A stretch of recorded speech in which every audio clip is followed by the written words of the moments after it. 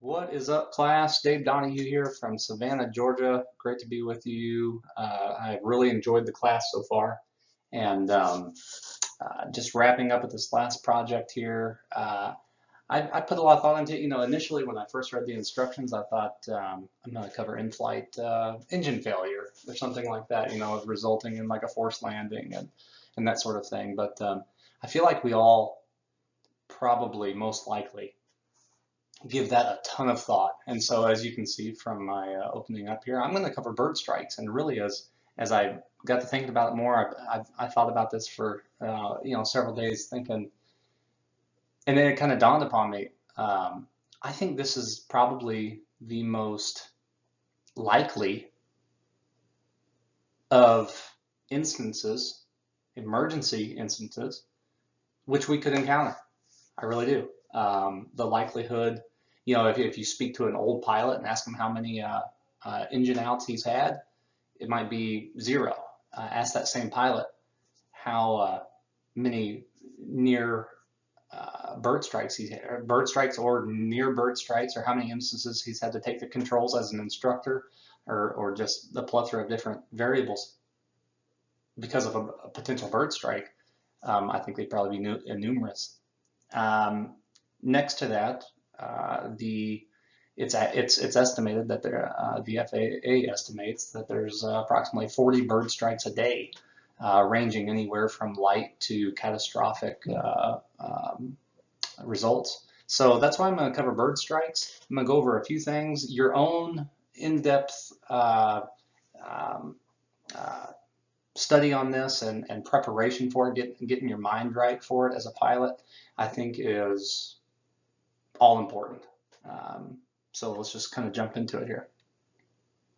So bird strikes, and I think a lot of times we think of bird strikes as uh, a flock of pigeons, or actually what the FAA says is the most common is mourning doves. But I think we think of that and think feathers are going to splatter and blood's going to splatter. But there are a lot bigger birds out there, and as I'm going to show here. So how common is this threat?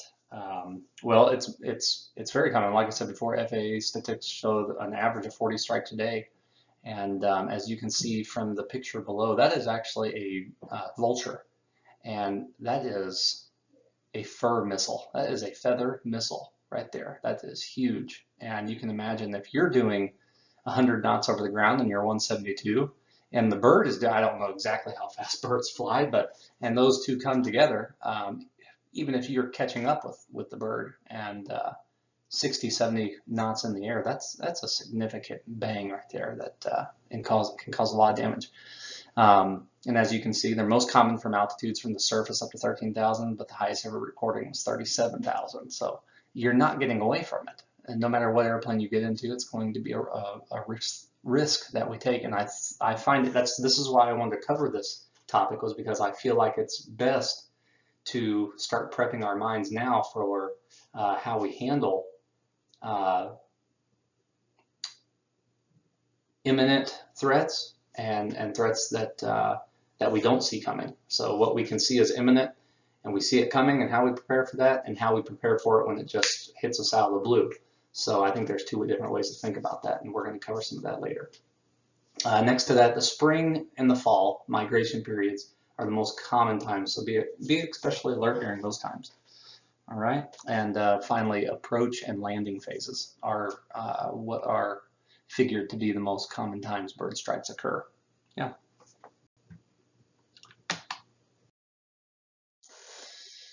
All right, as you can see, just a couple capabilities of a significant bird strike. Really, as I sat and I looked at many different examples of this, it really kind of fell into one of two categories, and that was uh, it hitting the airplane and affecting you personally, and or just the aircraft. So as you can see, these things can get into your control surfaces, and what you thought was maybe just a light bump. If you look at the jet airplane on the right there, it's possible that they wouldn't have even felt that, but could that have interfered with their control surfaces if it was, instead of the flaps, an aileron, for example? You bet it could. And then obviously the more extreme case on the left there, it coming through the windscreen and causing personal, bodily harm to you. And if you ever doubt the capabilities of a bird strike, just look at U.S. Airway Flight 1549, Sully Sullenberger, and what that did. He hit a couple geese, and that took the whole plane down. So, and it turned out great in that case, but it just goes to show you the capabilities of these heavy birds. Just to give you some idea, the weight of like that vulture that we saw in the last picture. Vultures, different breeds and that sort of thing, can weigh anywhere from 3 to 20 pounds. A tundra swan, very common over marshlands and stuff like that, very high altitude cruising bird for migrations, 13 to 20 pounds. And geese, usually in the ballpark of 15 pounds. So I mean that is a bomb coming at you, or you coming at it. It's pretty significant. It's averaged that bird strikes cost about, or they incur about $1.5 billion in damage per year. So that's big.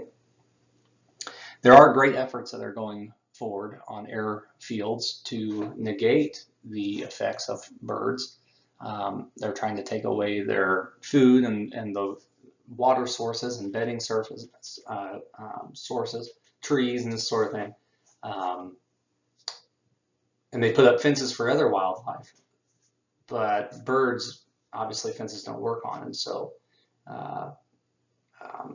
some airfields have even gone as far as to try to eliminate the birds by shooting them and putting out different noise things that scare them off. So, but it's obviously one of the most common places being the approach and landing. It's still obviously a threat that we need to be prepared for. So when I thought about the chaos in the cockpit, the movie Airplane immediately jumped to my mind. So sorry for the funny picture, but what if you were to encounter a bird strike midair?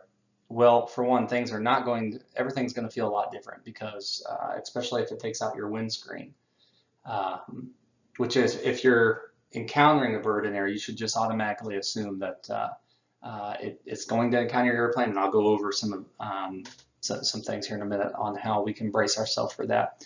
And much like our pre-takeoff brief that we provide to our passengers, it would not be a bad idea to include this into our brief. I'll go over that in a minute. But if you do strike a bird midair, you'll want to slow down to whatever your maneuvering speed is and declare an emergency. Because like in a photo or two ago where the big jet airplane just had it stuck in his flaps, he may not even felt that bump, or maybe he did, but didn't think it was very significant at all. Maybe it didn't really feel all that big, but that could be a really life-threatening situation there. So you'll want to declare an emergency, and you'll want to land. You'll want to land as soon as practical. Depending on the damage, you may even need to get set up for an off-airport landing. If you are able to land on the airport, if it wasn't that big of a bump, and you get back down, and it seems insignificant to you, make sure you go ahead and have your mechanic take a look at it, though, or a mechanic, before you were to declare it safe yourself and miss the possibility of it having done some damage that you're not seeing. So yeah, if you get hit, you should assume, the safe rule of thumb is to, if you get hit, to assume the worst and land as soon as practical. And back to that note, or back to that slide real fast too. It's going to be chaos in the cockpit if that happens and the windscreen comes out. You're going to have all that slipstream now that you're not used to. How many hours do we have flying an airplane? It sounds the same almost every time, especially with our fancy noise canceling headphones and all that. And how much different it's going to be in the cockpit if that windscreen now gets taken out. And so just fly the airplane is the important note there. I kind of forgot to cover on that last slide, but you can see I had it written down there. That's going to be the most important thing. Like any other emergency, an engine out or an in-flight fire, just flying the airplane and not letting the emergency turn into something catastrophic as best as you can manage. Okay, avoidance and reporting. Speaking towards avoidance, detecting a bird you should climb. The studies have shown that birds tend to fall when they feel threatened. They tend to dive. And so when we see a bird and we feel like a strike is imminent, we should climb. We're the ones with the engines, unless you're the glider in the picture. So yeah, avoid and climb. Or, as I briefly mentioned earlier, if a strike is imminent and you just feel it's going to happen, try to call out over the internal frequency there in the airplane to everyone else, and get everyone to assume that strike position that hopefully you covered in your brief. And some other things that you can do to help you in the situation of a bird strike would be to have non-shattering. Make sure your glasses that you wear, your sunglasses or whatever, are shatterproof type plastic lenses, not glasses. They say to, no pun intended, duck below the windscreen, and so that should be something that you can brief to your crew or to your passengers. Yeah. The other thing about eye protection, wearing eye protection, just about any time in the airplane. I'm a firm believer wearing eye protection almost any time in the airplane. A lot of times now we can even get glasses with interchangeable lenses that, in even low light conditions, even night, you could potentially wear safety glasses. I know that sounds a little foreign. I personally haven't done that, but it's something to consider in the case of a bird strike. So protecting your eyes, but it also will protect you from the slipstream if it were to take out the windscreen. The slipstream is now going to be hitting you right in the face. And if you can imagine what it's like riding a roller coaster, and the water comes out of your eyes and makes it hard to see anything or look forward, an airplane is going to be every bit of that or more. So it kind of makes my eyes water thinking about it. Other things to consider is the geography that most attracts birds, or that birds hang around the most. Like any other living being on Earth, they're trying to get fed, they're trying to get water, and find a place to lay down for the night. So marshes, wetlands, rivers, and especially landfills are very big attractors to birds. So if you do hit a bird, it's actually reported that, or it's approximated that 60% of bird strikes go unreported, and all of those that go unreported could provide pretty valuable information to the FAA and to the community on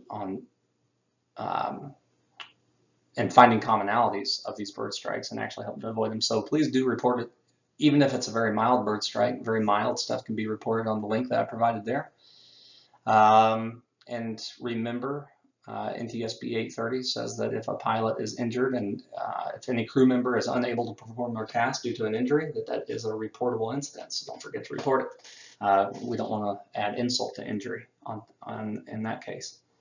Final note, if you're coming in on any wildlife, not just birds, I kind of wanted to leave this little note for last. Any wildlife in the vicinity of the airport, don't just assume that they will move for you. I know that kind of seems like common knowledge, and I think it is, but especially birds, don't assume that they'll move for you. So we can always do a go around and come back around, and by doing the go around, we get those few extra minutes of flying. So.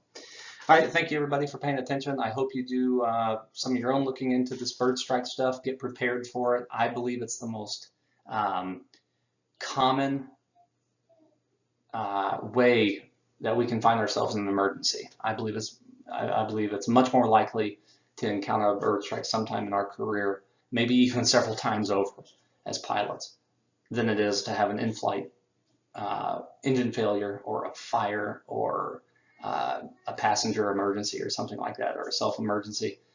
This one right here, there's billions of birds flying in the sky, and we share the sky with them. So take it serious and come up with a plan. Include it into your takeoff brief, into your pre-takeoff brief, what you would do, and just be ready to get your mind right for it and have a plan. Okay, thank you kindly.